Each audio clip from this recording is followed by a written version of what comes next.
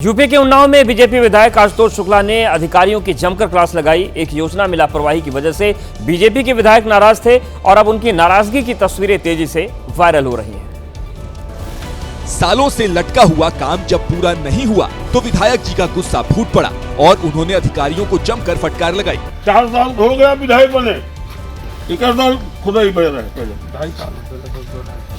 2.5 वर्ष पूर्व खुदाई हुई थी, उसके बाद मिट्टी डाल के केवल ईंटा लगा दिया। बीजेपी विधायक की नाराजगी अमृत जल योजना में लापरवाही को लेकर है, जिसके लिए उन्होंने अधिकारियों पर झूठ बोलने का आरोप भी लगाया। जब माननीय मंत्री जी आते हैं तो आप लोग खड़े होके जिलाधिकारी जी के सामने और सांसद जी के सामने 100% झूठ बोलते हैं। आशुतोष शुक्ला उन्नाव की भगवंत नगर विधानसभा से बीजेपी के विधायक हैं और उनका अधिकारियों की क्लास लेता वीडियो अब वायरल हो रहा है। क्योंकि मेरी सरकार है, अपनी सरकार के खिलाफ मैं नहीं बोलता, लेकिन जब ऊब आया हूँ, जनहित मुद्दा है, मैं उठाऊंगा जो। और अब बात करते हैं आपके किचन की। आप सब्जी बनाते हैं या फिर दाल में तड़का लगाते हैं, हर काम में जीरा बहुत जरूरी है, लेकिन आज के जमाने में जीरा भी नकली मिलता है। ताजा मामला मध्य प्रदेश के ग्वालियर से सामने आया, जहां पर एक कंपनी का आरोप है कि उनके ब्रांड का नकली जीरा बाजार में फैल गया है। आरोप है कि जालसाजों ने सौंफ को जीरा बनाकर बाजार में उसे बेच रहे हैं और ऐसा करते हुए लोगों की सेहत के साथ भी खिलवाड़ हो रहा है। पुलिस ने शिव पुजारी नाम के लोकल ब्रांड के नकली जीरे को जब्त किया। ग्वालियर में एक कोल्ड स्टोरेज में नकली जीरे की 46 बोरियां पुलिस ने जब्त की। कंपनी का आरोप था कि सौंफ पर सीमेंट डालकर उसे जीरा बताया जा रहा है। इनका आरोप है कि सौंफ के बीज पर सीमेंट और रासायनिक पदार्थों का लेप लगाकर इनका जो शिव पुजारी करके ब्रांड है वो जीरा बनाया जा रहा है। पुलिस अब ये पता लगा रही है कि नकली जीरे की सप्लाई कहां-कहां तक की जा रही थी। और अब बात करते तेलंगाना की। तेलंगाना के संगारेड्डी में पुलिस ने एक ऐसे पुजारी को गिरफ्तार किया है जो लोगों की आस्था का फायदा उठाकर मंदिर परिसर के अंदर ही अवैध रूप से गांजे की खेती कर रहा था। गांव वाले जिसे आध्यात्मिक गुरु समझ रहे थे, वो दरअसल एक बड़े नशे के धंधे का सौदागर निकला। ये पुजारी इतना शातिर था कि इसने मंदिर के पीछे फूलों के साथ साथ गांजे की खेती भी की। पुलिस जब मुखबिर की सूचना पर पहुंची तो वह इतनी बड़ी मात्रा में गांजा देखकर हैरान रह गई। पुलिस के मुताबिक नागैया नाम का ये पुजारी सिर्फ खेती नहीं कर रहा था, बल्कि फसल काटने के बाद उसे प्रोसेस कर पैकेट्स में भरकर सप्लाई भी करता था। पुलिस ने आरोपी पुजारी के पास से 17 किलो सूखा गांजा, 30,000 नकद और भारी मात्रा में नशे का सामान बरामद किया है।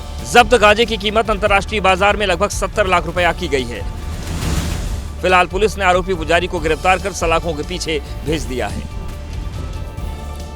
आंध्र प्रदेश के विजयनगर में तिहरे हत्याकांड का एक ऐसा सनसनीखेज खुलासा हुआ है जिसको जिसने भी सुना उसके होश उड़ गए। एक घर में हुए 3 लोगों की कत्ल की कहानी किसी हॉरर फिल्म जैसी लगती है।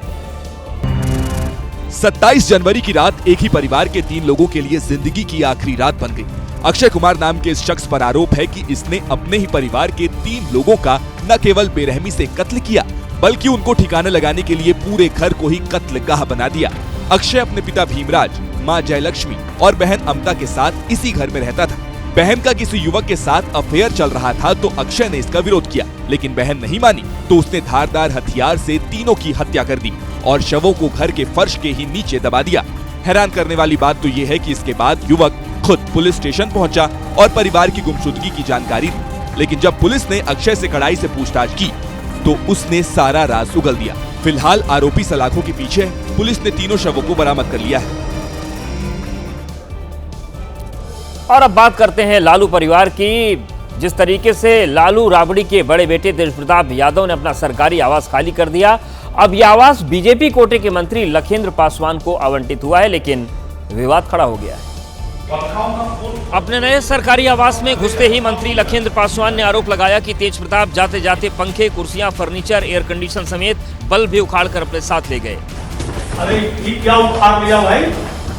लखेंद्र पासवान अपने साथ बकायदा मीडिया को अंदर ले गए और बताया कि सरकारी आवास में अब कुछ नहीं रहा।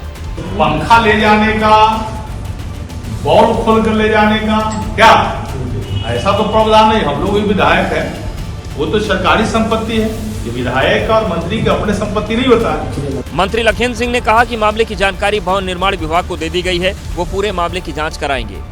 बता दें कि लालू परिवार का सरकारी बंगलों के विवाद का पुराना नाता रहा है। तेजस्वी ने जब 5 देशरत्न मार्ग आवास खाली किया था, तब बीजेपी ने आरोप लगाया था कि कई सरकारी सामान गायब हैं। अभी लालू परिवार 10 सर्कुलर रोड में रहता है। आवास खाली करने का नोटिस 2 महीने पहले मिला, लेकिन अब तक आवास खाली नहीं किया गया है। जम्मू कश्मीर और हिमाचल प्रदेश में भारी बर्फबारी के बीच खुशखबरी है। अच्छी खबर यह है कि कई हाईवे और सड़कें खुल गई हैं और कई सड़कें खोलने के लिए रात दिन युद्ध स्तर पर ऑपरेशन चल रहा है। आसमान से ली गई बर्फबारी की ये खूबसूरत तस्वीरें श्रीनगर लेह नेशनल हाईवे की हैं, जो पिछले 1 हफ्ते से भारी बर्फबारी की वजह से बंद पड़ा था, लेकिन अब जोजिला दर्रे के रास्ते हाईवे पर यातायात बहाल कर दिया गया है। प्रशासन ने कारगिल की तरफ से एक तरफा आवागमन की अनुमति दी है, जिससे फंसे हुए यात्रियों को आंशिक राहत मिली है। उधर जम्मू कश्मीर के पुंछ में भी भारी बर्फबारी के बीच बीआरओ ने बड़ा फैसला लिया। पहली बार सर्दियों में मुगल रोड खोलने का अभियान शुरू कर दिया गया है। भारी बर्फबारी की वजह से सर्दियों में मुगल रोड कई महीनों तक बंद रहती थी और गर्मियों में रास्ते को खोला जाता था, लेकिन इस बार जनवरी में यहाँ बर्फ हटाने का काम शुरू हो गया है। उधर हिमाचल प्रदेश के मनाली में भारी बर्फबारी जारी है, लेकिन अब आप आराम से यहाँ घूमने जा सकते हैं, क्योंकि ट्रैफिक जाम की टेंशन खत्म हो चुकी है। पहाड़ों पर बर्फ जब गिरती है तो पर्यटकों को काफी मजा आता है, लेकिन ये मजा कभी कभी सजा भी बनता है। कुछ ऐसा ही हुआ जम्मू कश्मीर के गुलमर्ग में, जहां पर बर्फबारी के बीच स्कीइंग कर रहा विदेशी टूरिस्ट गिर गया। स्की पेट्रोल टीमों ने बचाव अभियान चलाया और घायल टूरिस्ट को पहले गुलमर्ग बेस कैंप और बाद में अस्पताल पहुंचाया गया। घायल टूरिस्ट का नाम क्विंटिन है, जिसकी उम्र लगभग 28 साल है और वो कनाडा के रहने वाले हैं। तो आप देखिए, यह हादसा हुआ था। हालांकि फौरन जो स्कीइंग करने वाला युवक था उसे बेस अस्पताल पहुंचाया गया और उसके बाद बेहतर इलाज की व्यवस्था की गई और फौरन रेस्क्यू किया गया।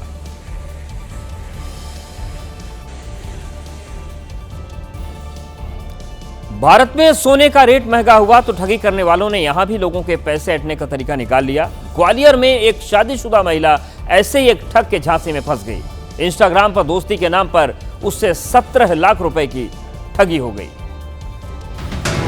ठगी करने वालों ने सोने के बढ़ते दामों का सहारा लिया।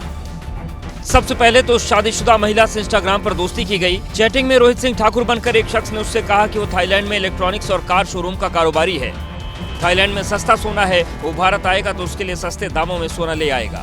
महिला उसकी बातों में आ गई। फिर एक फर्जी कहानी बनी। अचानक उस महिला को किसी ने मुंबई एयरपोर्ट का कस्टम अधिकारी बनकर कॉल किया और कहा रोहित पकड़ा गया है। उनके पास कॉल आया कि रोहित को मुंबई एयरपोर्ट पर पकड़ा गया है डॉलर और विदेशी सामान के साथ। अगर इसको आप बचाना चाहती है तो 65,000 रुपये इस अकाउंट में डाल दीजिए।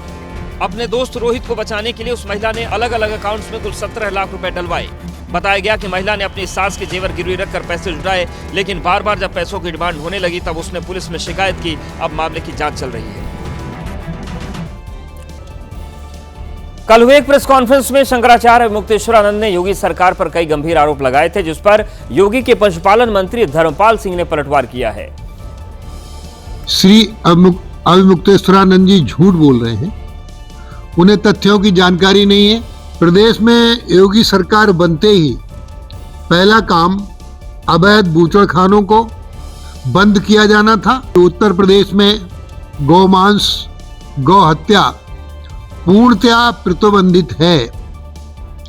2017 के बाद पूरे प्रदेश में हजारों अवैध स्लॉटर हाउस बंद कराए गए। पशु तस्करी पर सख्त कार्रवाई की गई। गोकथी पर योगी सरकार की नीति 0 टॉलरेंस की है। उत्तर प्रदेश में कानूनी तौर पर सुअर और गोट का मीट का कारोबार है। दुनिया में सबसे ज्यादा सड़क हादसे भारत में होते हैं। ये एक ऐसा रिकॉर्ड है जो भारत के माथे पर किसी कलंक से कम नहीं है। आज सुबह सुबह आगरा में कोहरे की वजह से कई जगह भयानक सड़क हादसे हुए, जिनमें 5 लोगों की दर्दनाक मौत हो गई।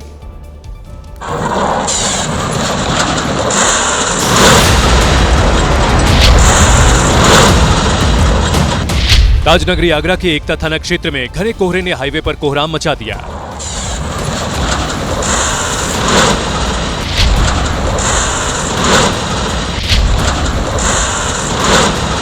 घना कोहरा सड़क पर ऐसा छाया कि 1 मीटर तक देख पाना भी मुश्किल हो गया और फिर जो गाड़ी आई उसका यही हाल हुआ। टोल निर्माण के लिए यहां पर मिट्टी डाली गई थी। रास्ता बंद था, लेकिन बंद रास्ता नहीं दिखा। गाड़ियां आती गईं और मिट्टी के ढेर से टकराती रहीं।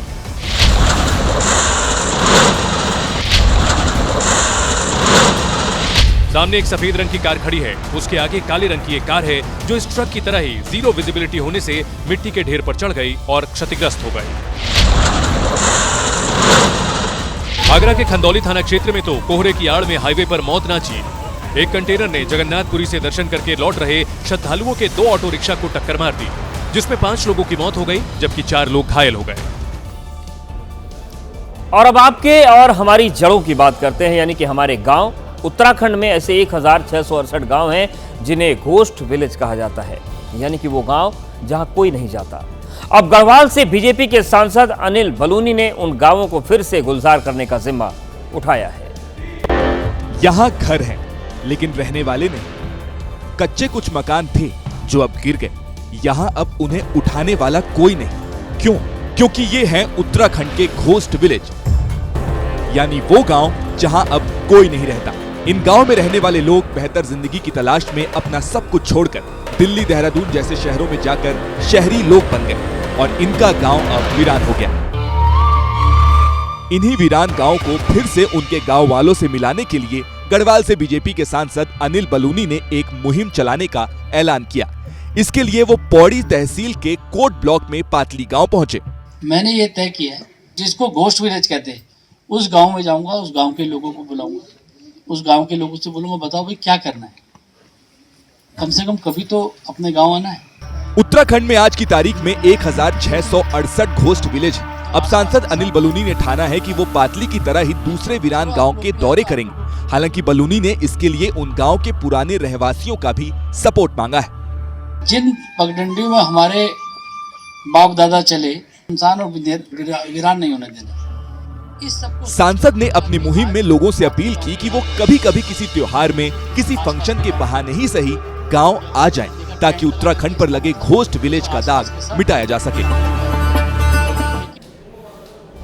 जम्मू कश्मीर के किश्तवाड़ में आतंकियों की धरपकड़ के लिए सेना और जम्मू कश्मीर पुलिस के जवान घेराबंदी कर रहे हैं। कुछ दिन पहले आतंकियों के छिपे होने की सूचना मिली थी, जिसके बाद ये तलाशी अभियान चल रहा है। भारी बर्फबारी और कड़ाके की ठंड के बीच किश्तवाड़ के जंगलों में सेना का सर्च ऑपरेशन जारी है। और सिर्फ जंगल नहीं, किश्तवाड़ के रिहायशी इलाकों में भी चप्पे चप्पे पर सुरक्षा बल तैनात है। गाड़ियों की चेकिंग हो रही है, लोगों से पूछताछ की जा रही है। सिर्फ जमीन नहीं, आसमान से भी आतंकियों की तलाश की जा रही है। पिछले कुछ दिनों से किश्तवाड़ में संदिग्ध गतिविधि देखी जा रही है, जिससे जुड़ा खुफिया इनपुट मिलने के बाद सुरक्षा बलों ने निगरानी बढ़ा दी है। कई बार आपके साथ भी ऐसा हुआ होगा कि आपने कोई ब्रांडेड जूता खरीदा और वो तुरंत फट गया। अगर ऐसा आपके साथ हुआ है तो आप ब्रांडेड कंपनियों के जूते पहनने के शौकीन हैं, तो फिर सावधान रहिए, क्योंकि कहीं ऐसा तो नहीं कि आप जिस ब्रांडेड जूते के लिए हजारों रुपए खर्च कर रहे हैं वो जूता नकली हो। यह भी हो सकता है।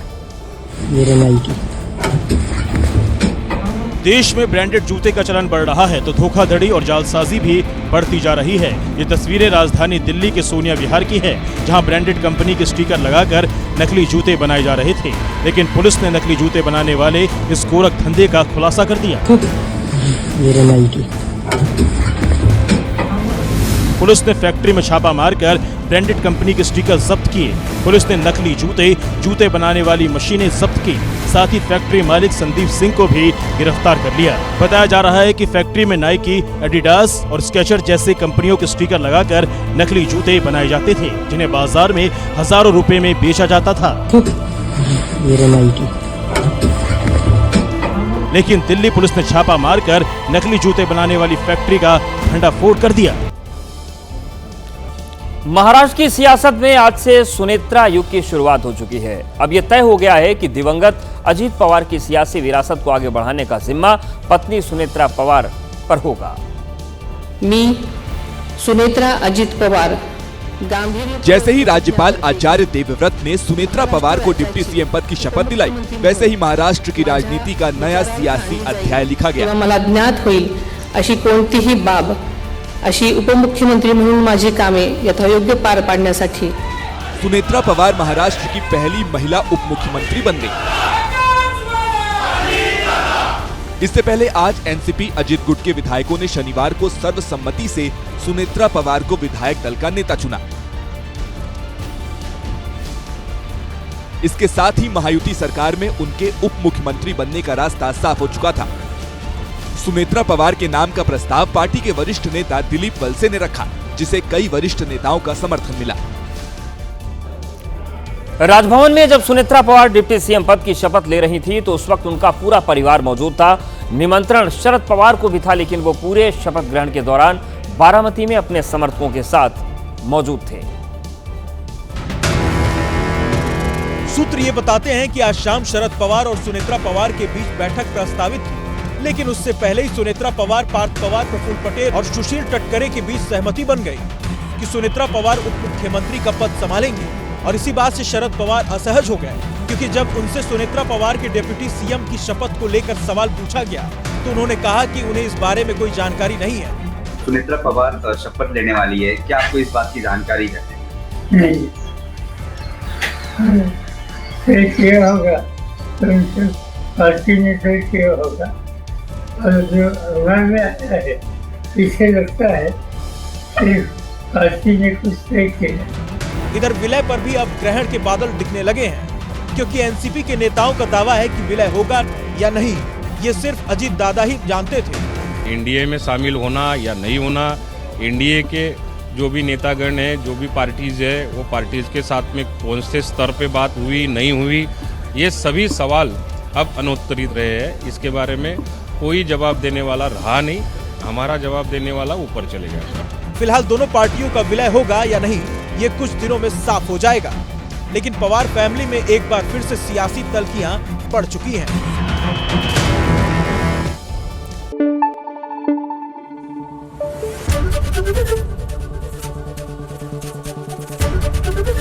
एबीपी न्यूज आपको रखे आगे।